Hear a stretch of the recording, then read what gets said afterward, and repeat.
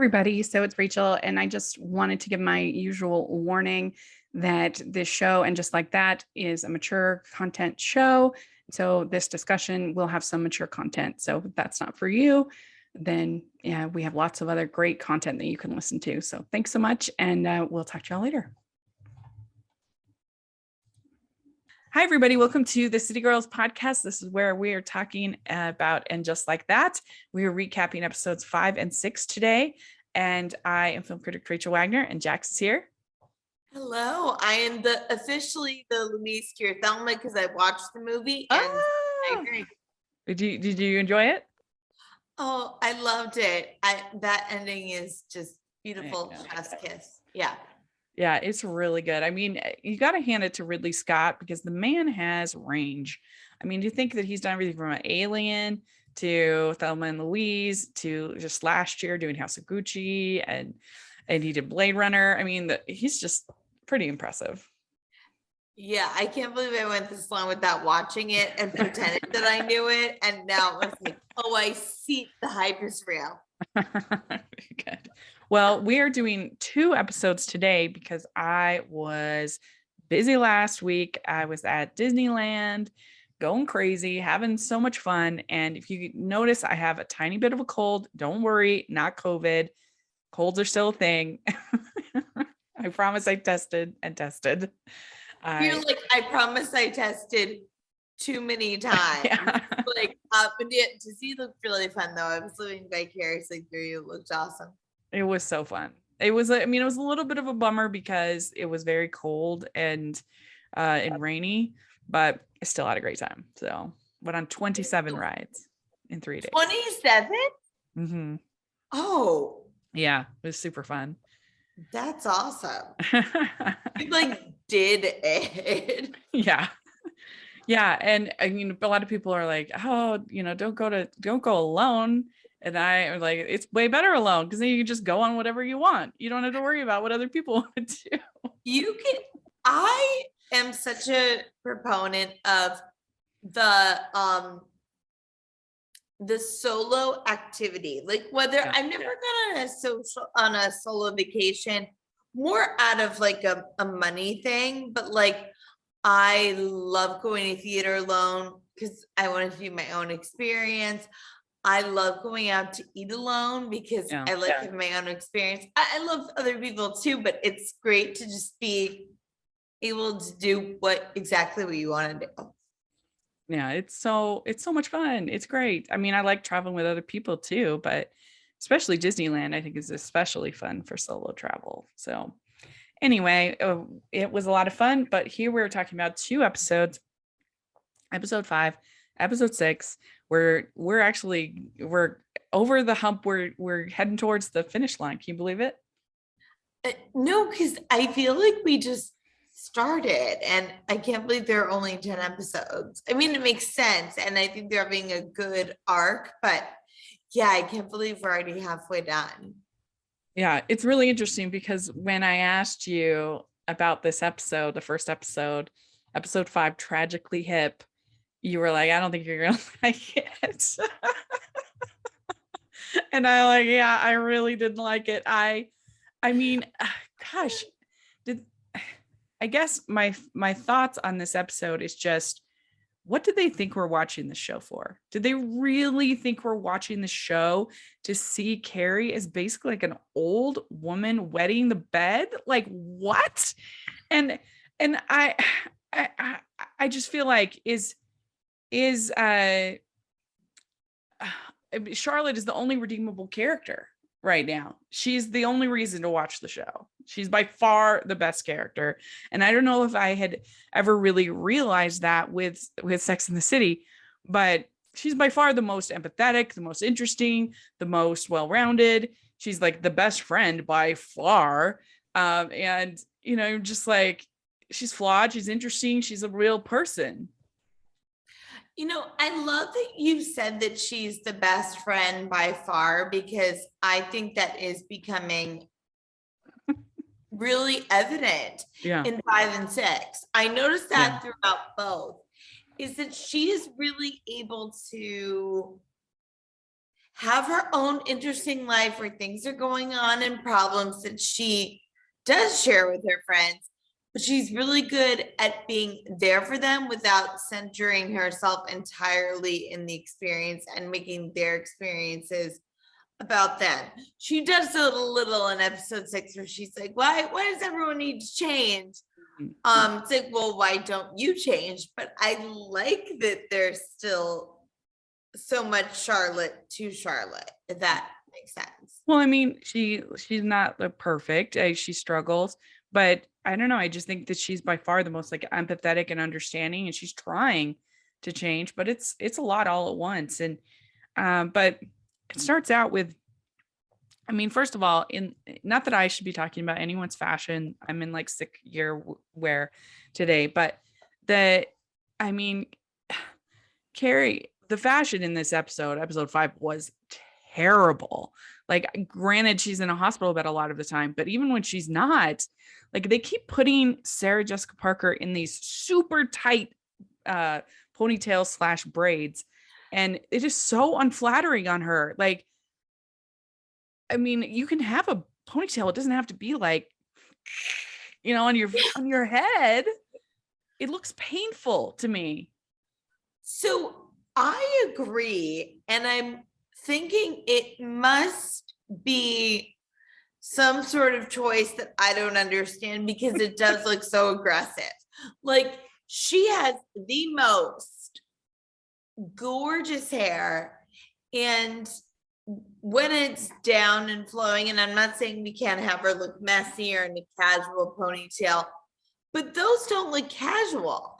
They look purposeful and, as you said, painful. Yeah. And so she started out with a braid with this really frumpy pink dress.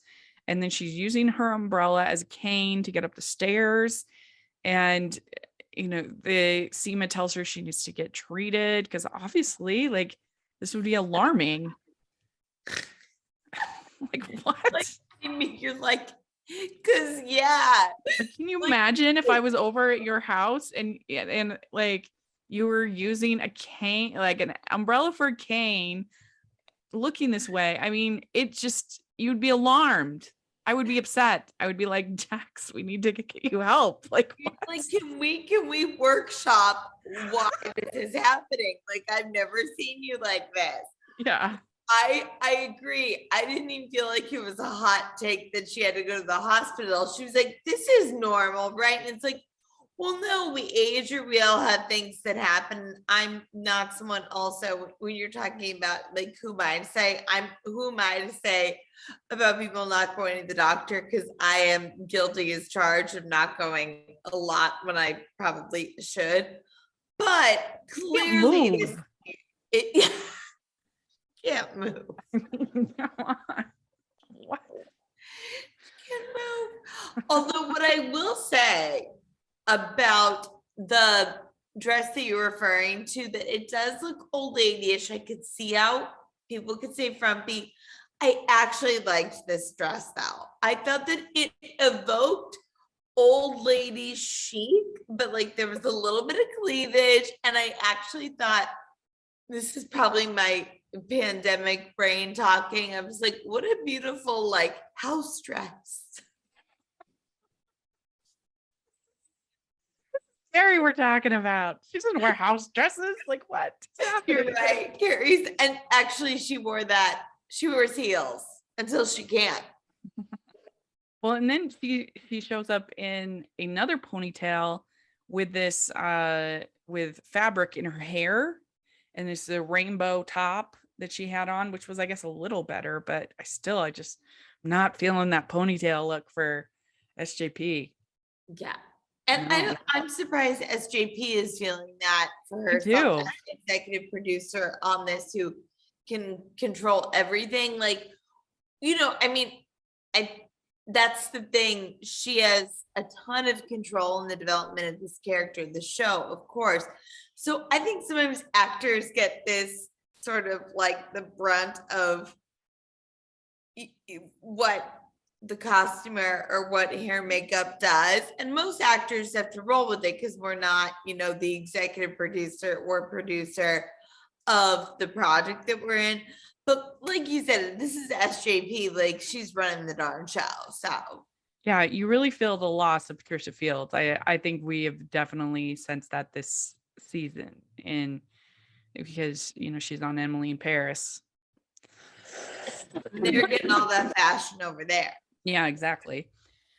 So anyway, so Miranda is drinking, and then Charlotte sends Miranda a book about how to quit drinking. And she says, "Oh, well, she Amazon me." And I'm like, "Yeah, 'cause she's a good friend. She cares about you." Yeah. And it worked. She got her to throw out the alcohol and got her to start, drinking non-alcoholic things. And so I'm like, yeah, point for Charlotte. Oh, I had a question about that. I thought, okay, she thinks it's from Charlotte, but then I thought when she went through her purchases, she realized she ordered it when she was drunk. Oh, you're right. There was that scene. But I don't know if that's true or not. Actually, someone tell us, because I went back and forth on this to the point where I actually watched this episode twice because we had a space in between this. First time I watched this when it aired episode 5, I was like, oh, Charlotte did that.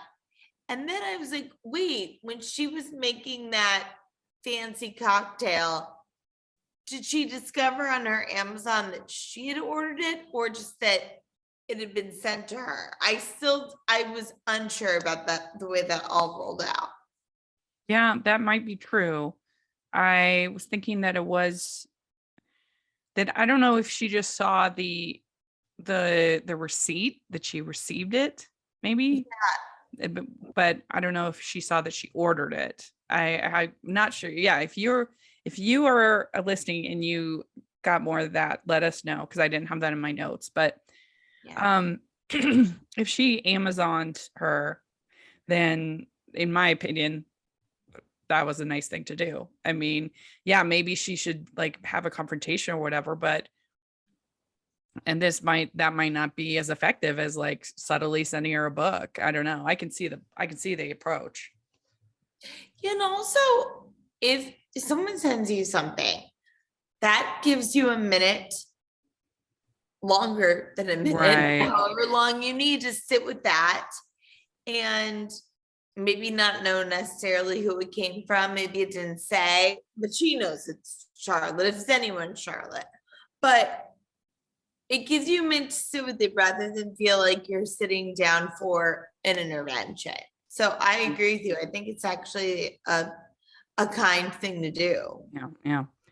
So basically, Carrie needs help going to the bathroom with her. She has a surgery, and then she needs help going to the bathroom. I did think it was kind of funny that Carrie has like 4 strands of pearls in her hospital bed. That to me felt very her. I like that. Yeah. And she's in a very, before that, she's in a very weird shirt. It's like a cream shirt with like this large fringe. And then she has her hair in a bun, but still that super slick look. We've got braid, ponytail, and bun in one episode. You know what it reminds me of?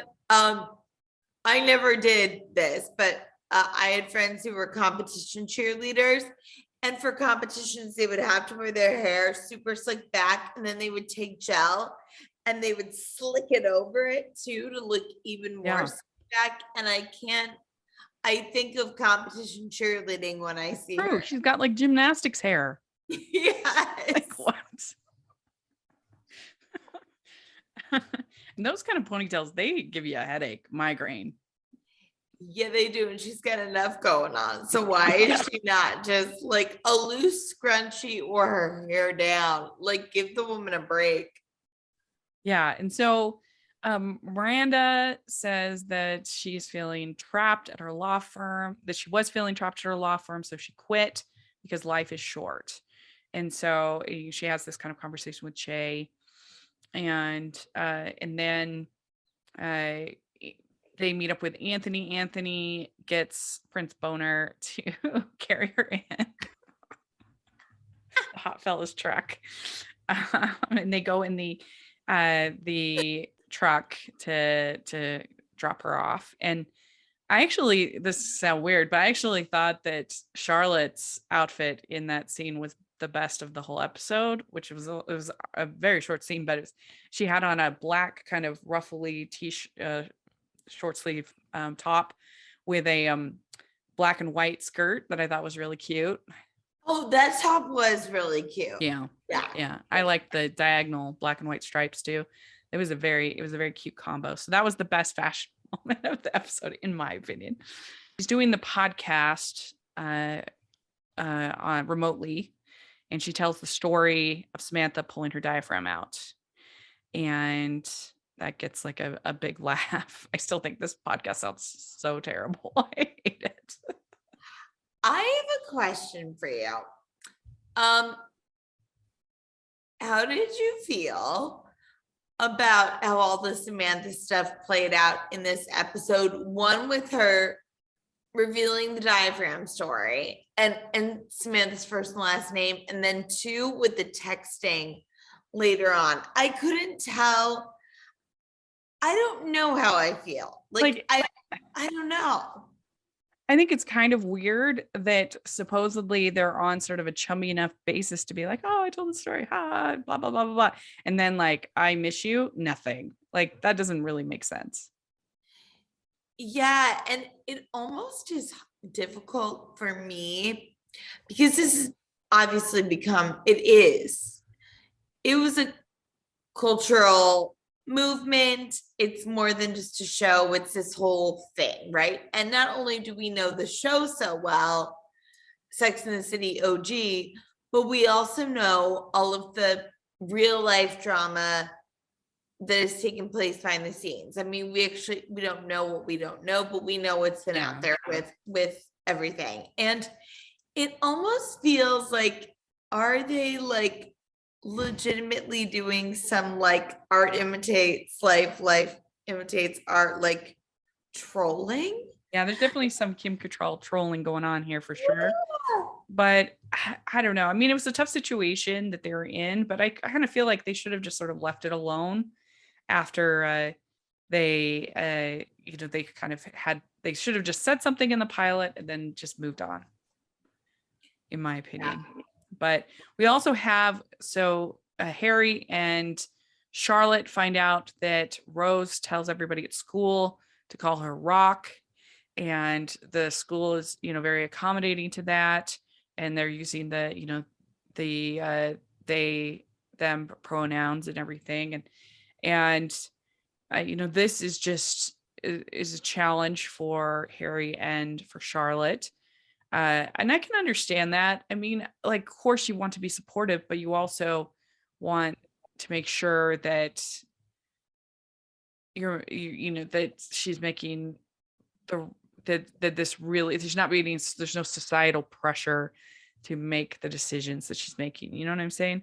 And the only thing that I really didn't quite get in both episodes with all of this is that they don't really talk to Rose / Rock about it at all. They don't really get her perspective. And I feel like if you were a parent, that's the first thing that you would do, is you would have a conversation with your child to find out, okay, like, where is this coming from? What is it? How do you feel?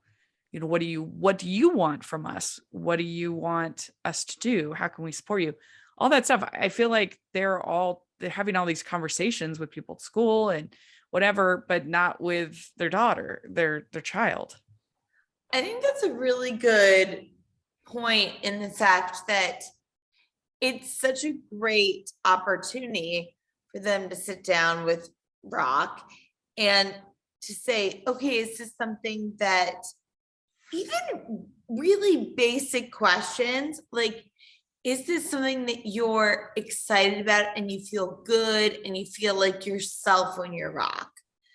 And then even questions like, well, are you stressed out? Does this make you nervous? Like, what about this? Because if you think about it, this is a real massive identity shift that Rock is undergoing or has been thinking about. Where are we in that journey for this character of, I think usually before you get to a triumphant place with it, it's low and you're feeling like I'm not myself. And I don't want to speak out of turn because I've not had this in my life, but friends that I've had who have gone through this go through a lot of difficult things on the journey before then getting to the, oh, okay, this makes sense. And it's like they're not even in these conversations, but I will say, Rachel, a moment that I loved was on the Zoom when she found out. And they're like, we loved Rock in the play. And it's all these rich moms who are being so supportive. And it's like kind of cute and funny. And everyone just like freezes on the Zoom. And it was hilarious the way they chose to roll that information out. I enjoyed that. I remember when way back when Chaz Bono came out, and when I think it was maybe on Oprah, I can't remember, but anyway, I remember hearing Cher talk about it and saying that like that she missed her daughter, you know, that she was supportive, of course, but like she even missed the sound of her voice. And obviously you're accepting, but like you have to, I thought that I've always remembered that she missed the sound of her daughter's voice. And like, I think that of course you have to accept people for who they are, but that doesn't mean that there's not a, transition for everyone.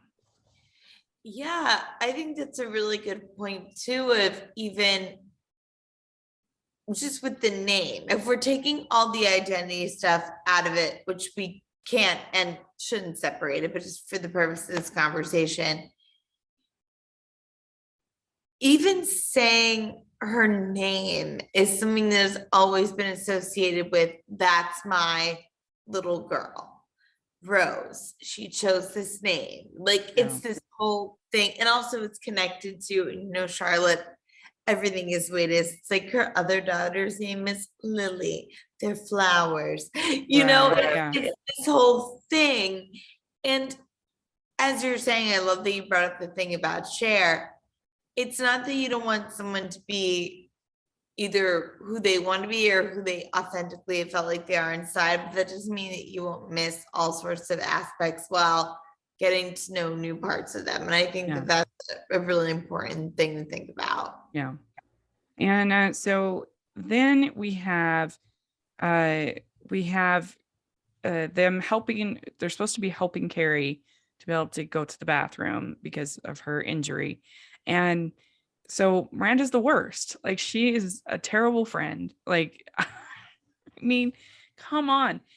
Like you should be there in the room with your friend, and you should, obviously you're going to take little bits back and forth, but she was like out of the room for a long time, enough that, and she didn't even notice the fact that her friend was like calling out for her and like peeing in a bottle because she couldn't move. Like, what? In a diet peach Snapple bottle, no less, which actually is one of my preferred drinks of choice. So I love that Carrie specifically shout that out because it is so good. I usually don't even like diet drinks, but Diet Peach Snapple is so good. They're not a sponsor of the City Girls pod, but if they were.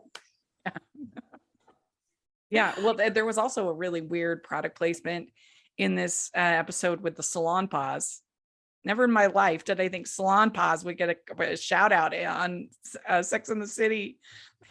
Like what? But it's a journey. It's a journey looking for these things where you're like, oh, okay, that's entered the chat. All right. So Che comes over to help Carrie, and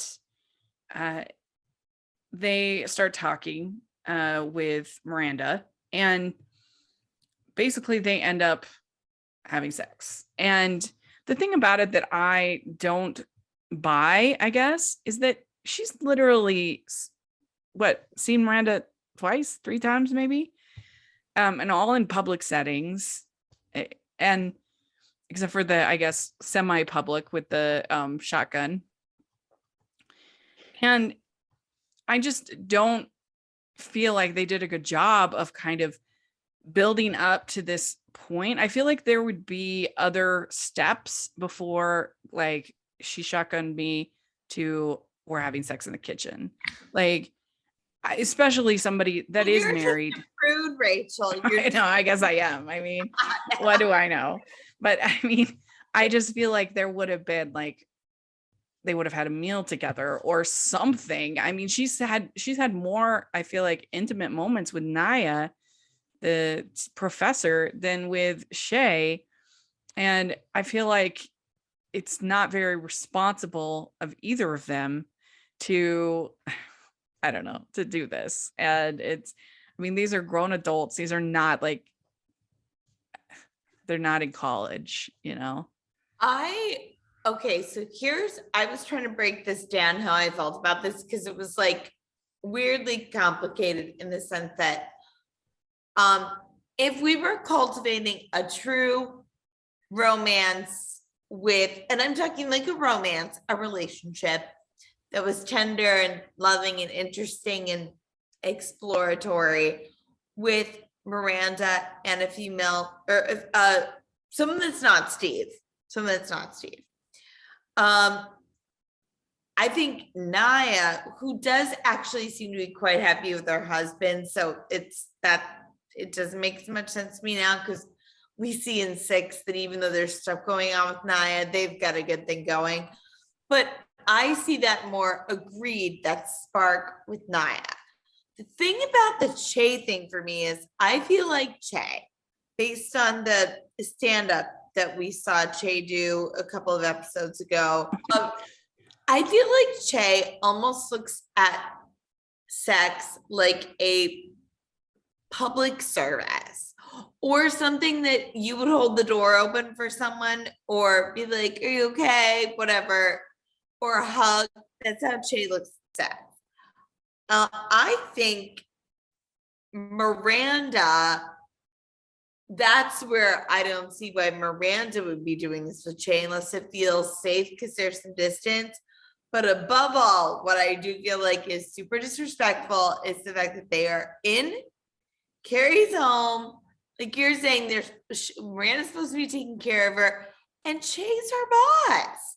Yeah. Like that is where other stuff I look at it and I say this is complicated, or I look at it like this, or you come at it from all different angles, and it could be exciting, it could be sexy, all these things, sure, but at the end of the day, they're really doing Carrie dirty here. Yeah. On multiple levels, being bad friends and just being really selfish. And she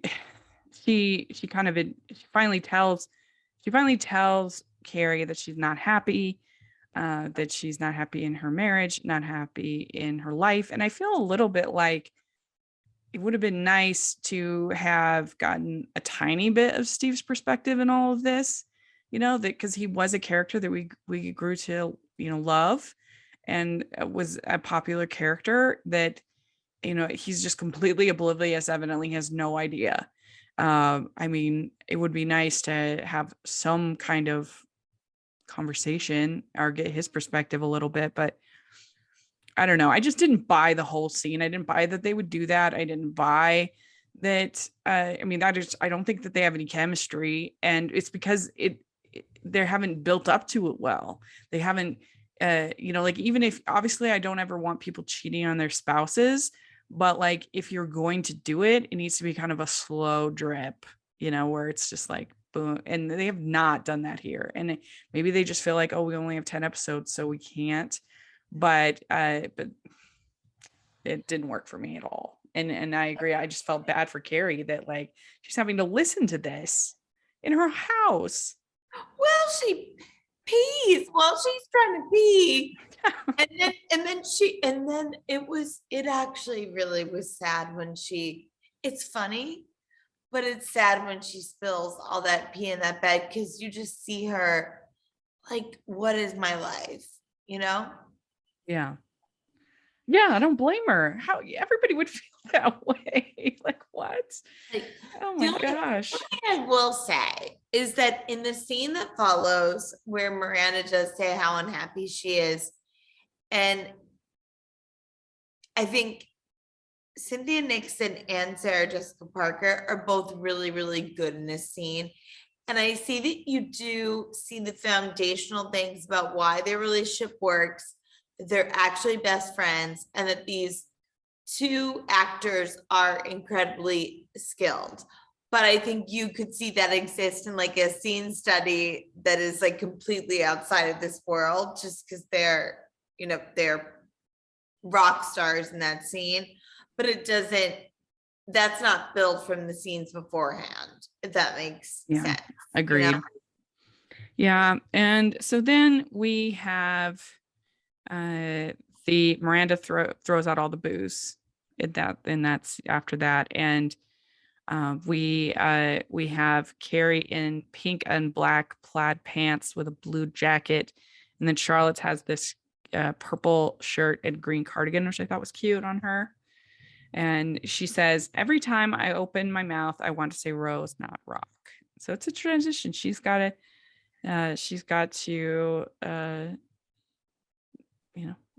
transition, figure it out. I feel like that's very understandable. And she was so much better in helping Carrie. I mean, night and day. She made the schedule, like she followed through. She's you can count on Charlotte. Is she going to be maybe a little annoying or insensitive sometimes? Sure, but like everyone, she's human, and she will be there for you in the best way that she knows how to show up. And I think we see more and more as the episodes go on, she's really showing up for her friends. Yeah. And then I think it was Carrie who says a rose by any other name would smell sweet, which was very, very sweet. Yeah, I love that. I thought that was really cute. And then I did laugh when Carrie goes to physical therapy and her physical therapist, Travis. That's very dreamy. Our girl does not care that she's paying out of pocket for Travis. Like, it does not matter. She's like, I got money. I want to get back in heels, and I want to look at this hot man while I'm doing it. And because he's wearing the Birkenstocks, the sandals. Those are only shoes without heels. So, and we see her after 3 months in a sparkly dress. So, yeah. Did you have a favorite look of the episode? I mean, honestly, the last look. She's back in her heels. She's back in her closet. Not only does she look fabulous, but it is a moment of actual triumph for Carrie that is well earned, because we've like seen her at her low. Yeah. We'd like to take a second from this episode of the podcast to celebrate our sponsor of this episode, and that is the Hallmarkies Patreon. Do you love Hallmarkies podcast? Do you want an inside scoop into what happens on the podcast? Do you want early access to episodes and loads of cool perks? Now is the time to become a patron of Hallmarkies podcast. By becoming a patron, you get to access our patron Facebook group. You can request episodes or even be a guest on the podcast. And most importantly, any patron can join our monthly movie watch-alongs with stars like Paul Campbell, Natalie Hall, and more. It's as low as $2 a month to join in and become a special part of the Hallmarkies family. Please consider, and we will love you forever. Go to patreon.com/Hallmarkies. That's patreon.com/Hallmarkies. All right. Next episode we're talking about is called Diwali. And this is Carrie's giant leap for her future self helps her embrace the past, while confession from Miranda shocks Charlotte. Also, Anthony asks Carrie for a favor. And this episode actually was directed by Cynthia Nixon, which I think is interesting. Oh, I didn't realize that. Yeah. So, so this episode, we start out with Carrie looking for an apartment with Anthony and Seema. and she's got this like brown suit on, and with blue shirt, and she loves that like chunky jewelry, Carrie, of course.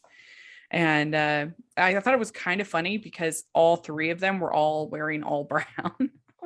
Yeah. Just like, but she says, oh, well, I signed the papers, even though I don't love the apartment. And that, I mean, it was a beautiful apartment, but that beeping noise, I was getting annoyed, and I'm just watching the episode, not living in it.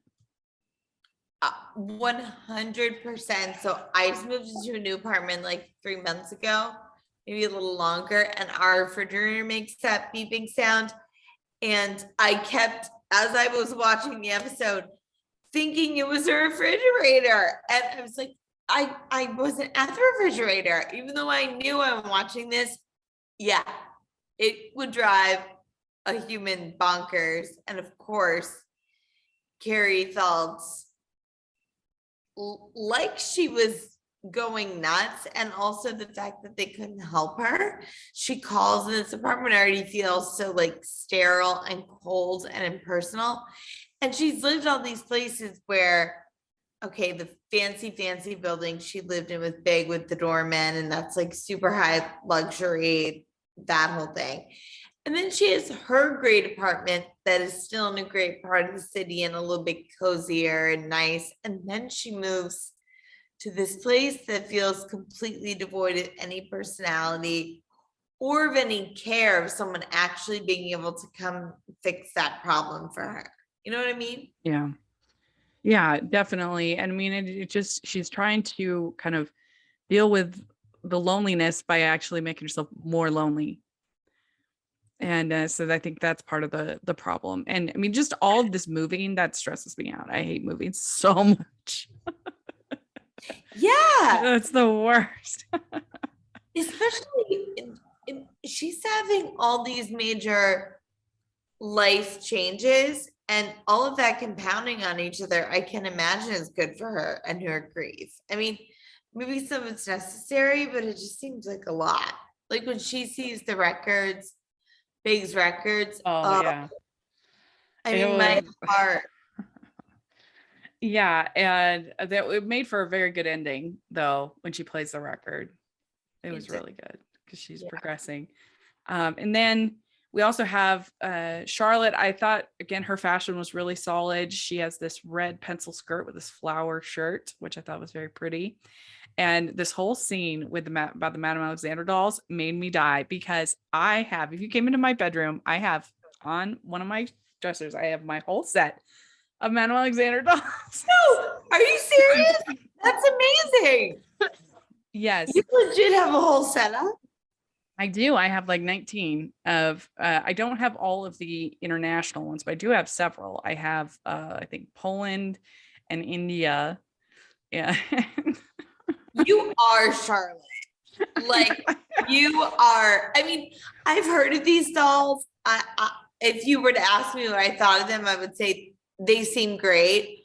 But the fact that you have a Madame Alexander doll collection makes me so happy. They're very special to me because my grandma had a big collection. I was very close with my grandmother, and of course, I wanted to be anything like my grandma and do everything like my grandma. And when I was, I think 7 or 8, we were at FAO Schwartz in San Francisco because my grandma was in the Bay Area. She lived in the Bay Area, and there was a Snow White one, which I still have to this day. And I said, oh, I really want it really bad. And she said, I don't think you can take care of it. And I was just like so offended. I said, I promise I'll take care of that's all. And so I did, and I was very careful about it. And I had so I have some that she gave me. She gave me about probably 6 or 7, which of course I treasure, and then others that I got along the years. And she particularly had a whole like Scarlett O'Hara collection. So I have a bunch of Gone with the Wind dolls. And one time my little cousin, who was probably 3 or 4, she got to my Poland doll and she undid the braids and which is like death. Like it ruins the whole doll. And because it was really important to me to like take care of these dolls. I had made the promise to my grandma that I would, and I was so furious. And I was, and my aunt, because my aunt didn't understand that this was like, that I made this promise to my grandma and this was really important to me. So my aunt just like brushed it off like, oh, you know, kids will be kids kind of a thing. And I was so angry at her for literally like years. I was like, how dare you? And I finally just bought a new one. Like, and but yeah, I love the Santa dolls. Can I ask a question about that? What was it about going back to the Snow White one? What was it about the Snow White one that your grandma was like, I trust you with the others, but I don't think you can take she hadn't given me any at that point. Oh, okay. So this was the first. Okay. And then once she saw that I could take care of them, then she gave me some. Oh, okay. Yeah, and then others I bought myself. Yeah. And being like, the other one's fine, Snow White. I don't think you're up to it, Rachel. So I'm on Charlotte's side with this. They're so cute. And but I do think that probably the girl's room needed transition from or her children's room, I should say, needed to transition from a more of a nursery kind of almost environment to a more older environment. And so that was probably a long time coming, but yeah, easy on the dolls here. Honestly, I agree with you. And I thought it makes a really lovely moment when, when Charlotte says, put the poster up. Yes, yeah. I think that was beautiful. But I also think the fact that it was both Rock and Lily that wanted to get rid of the dolls was extra heartbreaking for Charlotte. It was like, I don't have a dog in the fight here. I was also proud of Charlotte that she clearly saved all of the boxes, because any doll collector knows you need the boxes. I have over my storage, I have boxes for every single doll. When she was reverently placing the dolls in the boxes, were you having a moment? Yeah, you pretty much. Like, yeah. Those dolls will come back. Like either when the kids can look at them from a different perspective and think it's something that my mom loved, or when they're out of the house, but they will come back. Yeah, I hope so. Because they're super cute. So then we get this whole scene between Miranda and Naya, and we find out about Fertile Myrtle. What did you think of that? I loved this scene between Miranda and Naya, and then I thought the dinner was great between Fertile Myrtle, the two couples, and then I thought the sexy scene we got with Naya and her husband was great when he was like, look, I've got you. You don't have to be nervous. This whole, I don't even know what it's like. Yeah, it was like husband award. He was great. That's true. And yeah, I don't know. I think it's interesting because sometimes women get judged for having too many children, and then other times we judge them for not having children. And it's just kind of we're just pretty brutal on each other. I feel like, that, oh, you're married, you're divorced, we're going to judge you because you're divorced, we're going to judge you because you're not married. Like what? We can just live our lives. Yes, like all the things. I think we need to hold space for just supporting each other. Maybe this sounds a little kumbaya, but just supporting each other, not only in the choices that we choose to make, but in the life circumstances that put us in that place.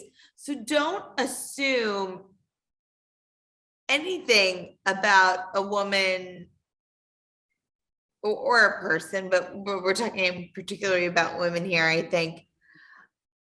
about what they want to do in that area and put any negativity out there. Let's just let that be, because that's that person's journey. Yeah. Well, and also it's hard too, because I think if you had 3 children within what'll be 4 years, I guess, for this woman, that's all you're going to talk about.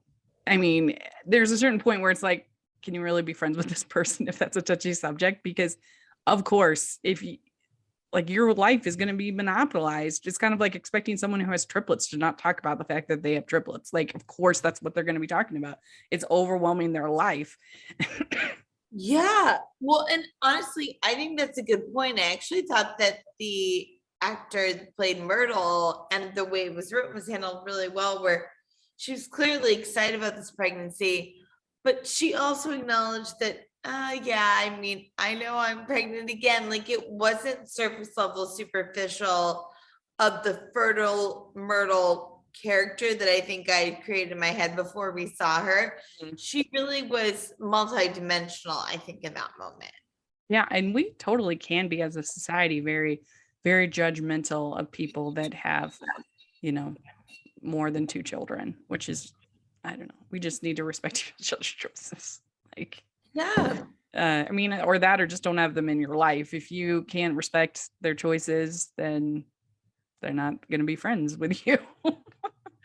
I mean, and I say that coming, I have a family of 6 kids, so. Yeah, and I think that it's interesting with that, with I only have 3 kids in my family. Then I have an older half sister, but like my dad is one of 10. Like, it's like they're all different sorts of family structures. And I think that that's her choice. If it is triggering for you, like, you just kind of have to sit with that and not put the blame on Right. her. Yeah. Anyway, so we have Carrie and Seema that are getting ready for this Diwali celebration, which is a celebration of lights that happens in December. And I thought that when they were in the fashion store, I thought that it had one of my favorite looks of the episode for Carrie.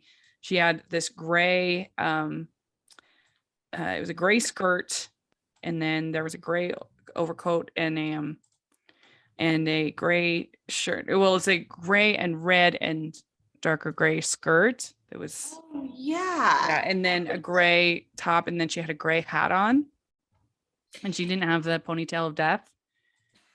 And so that was my favorite.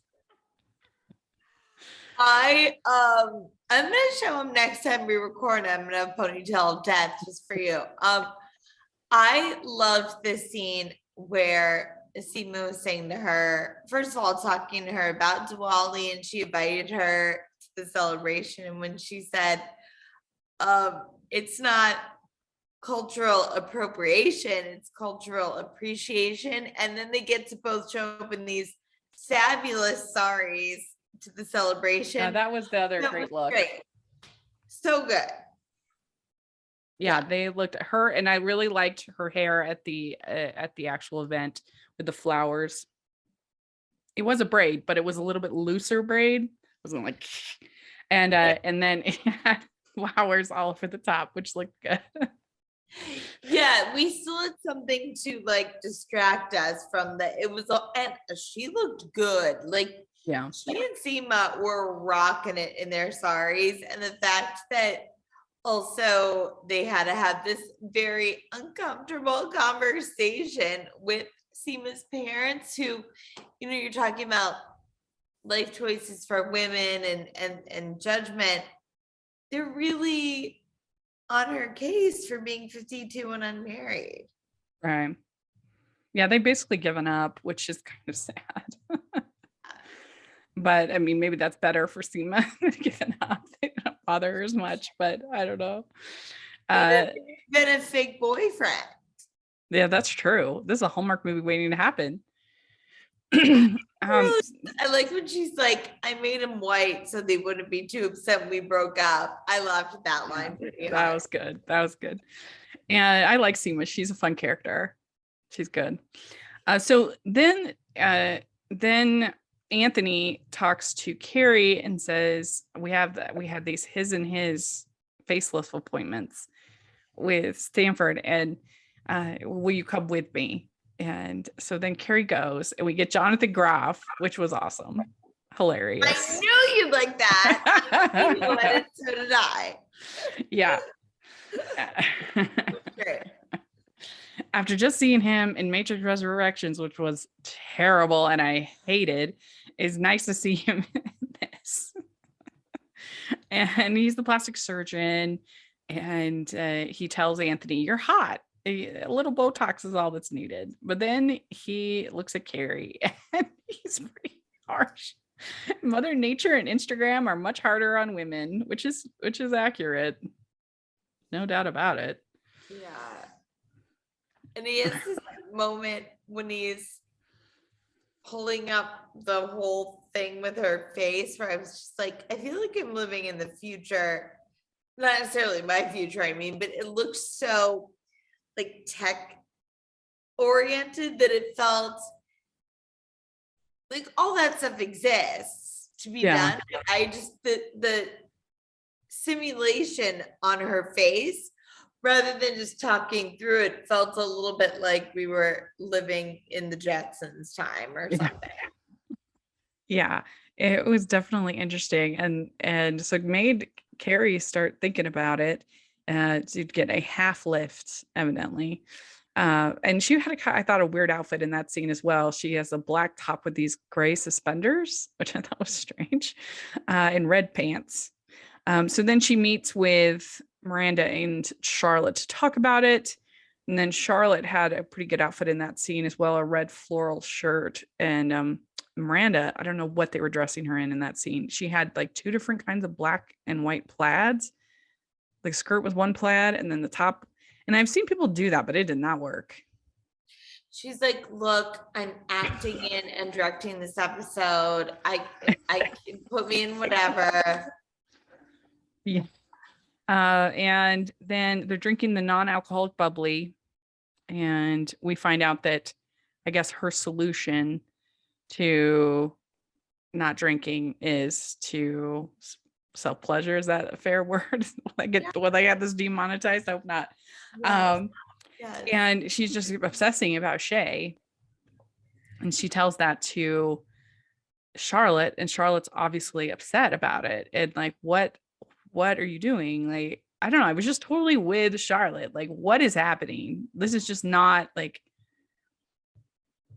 it's not behavior that, like, if she decides that she is attracted to Shay and she wants to have a relationship with her, like, this is just not the way to go about it.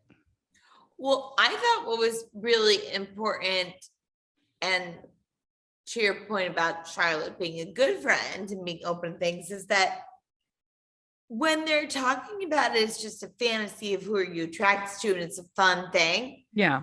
Charlotte talking about Shay is like, oh, I dream about Shay too. And oh yeah, I see what you mean.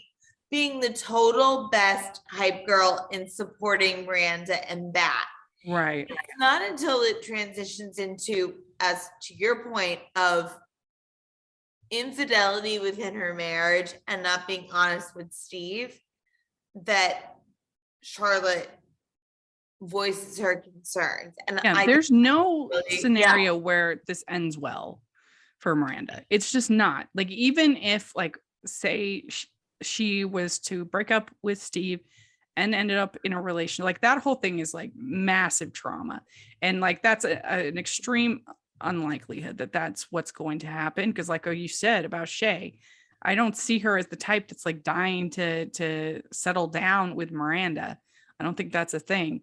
And so this is just not going to end well. And I think that it is responsible of the friends to be like, both Carrie and Charlotte have both said, like, what are you doing?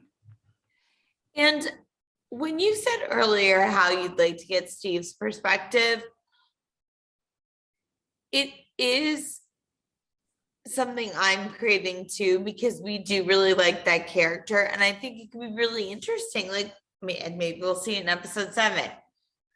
is there a conversation about opening up their marriage that actually like makes it work for them? Well, see, Charlotte's right on with that as well, because she says it's not a judgment, it's a surprise. You are not progressive enough for this. So she knows that like what you're saying is not really an option. That's not going to happen. And so that's a really good it's a point. mess. Yeah. And so then Carrie, this is when we see them in the Diwali outfits, and they looked gorgeous. And she asks Seema, "Are you happy alone?"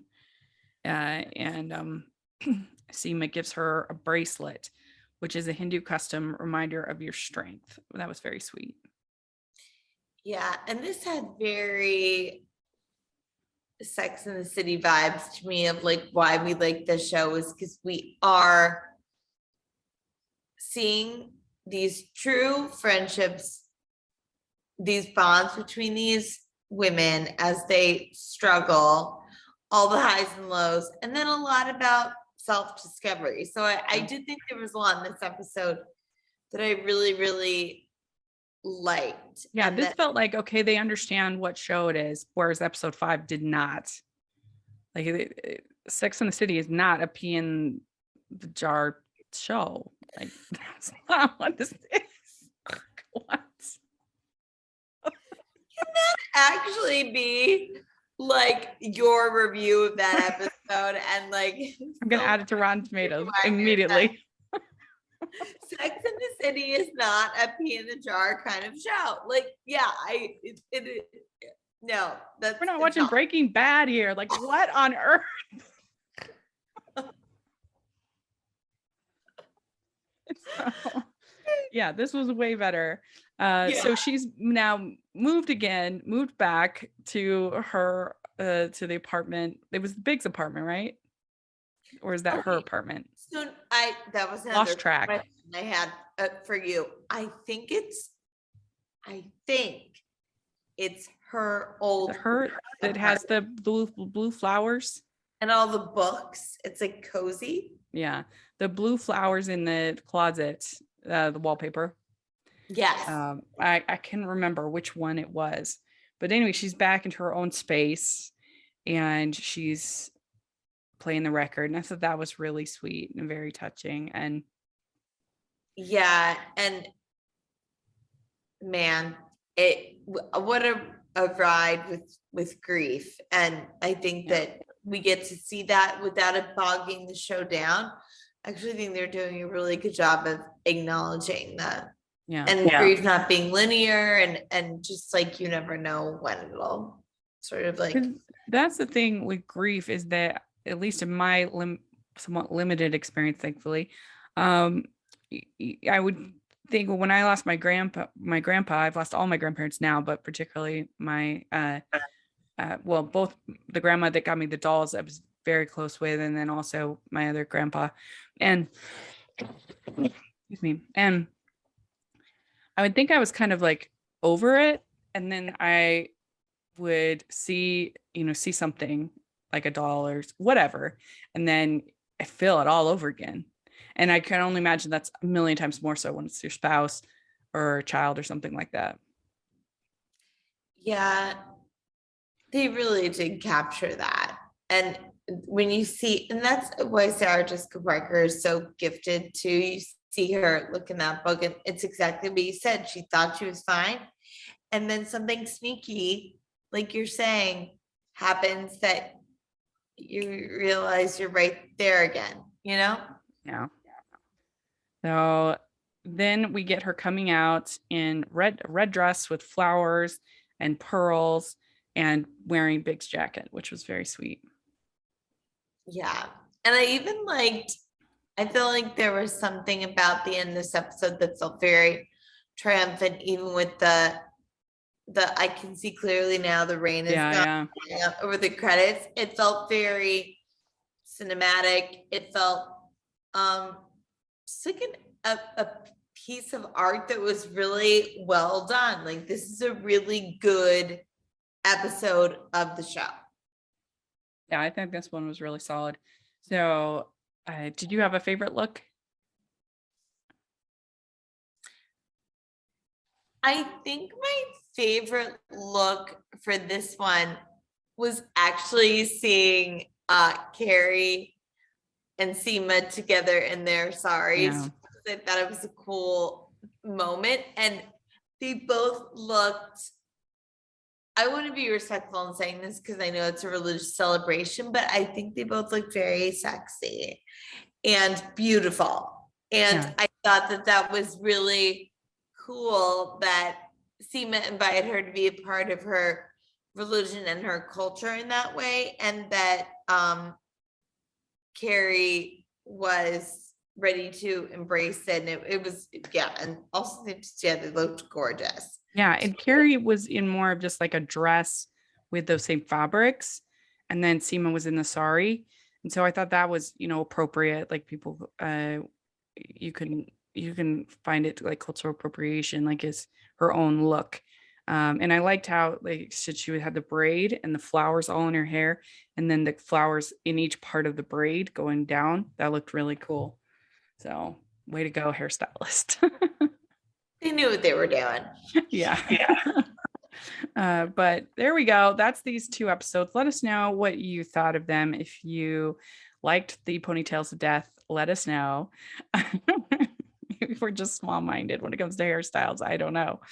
But whatever you thought of all of the things that happened. All the competition cheerleaders and gymnasts out being like, we love them. Yeah. So put in the comments section. Also, I will include my blog post that I did on my Mount Alexander doll collection so you can see it, because it's very special to me. I'll put a link to that Two in photos in it too. Oh, that's really cool. Yeah. I'll put it in the description so people can check out my culturally inappropriate doll collection. So yeah, let us know what you think. And Jax, how can people find you? You can find me on Twitter at Jacqueline C Tweets and on Instagram at Jacqueline Collier. And you can find me at Rachel's Reviews, all of our social media, iTunes, YouTube, and on Rotten Tomatoes. Sure, we started a Twitter, City Girls Pod, and we're going to be hopefully posting to that and keeping that active. So follow us there. We'll have the link in the description. And yeah, make sure you're following Hallmarkies Pod and Hallmarkies Podcast, all of our social media. And if you are listening on iTunes, please leave your ratings and reviews 5 stars. It helps us so much, especially with this new show. We would really appreciate it. And if you are watching on YouTube, please give the video a thumbs up and subscribe to the channel. We appreciate that so much. We also have our Patreon group and merch store. And so please take a look at that. And this is always so much fun. We will be back next week for episode 7. And we'll talk to y'all later. Bye, everyone. Bye.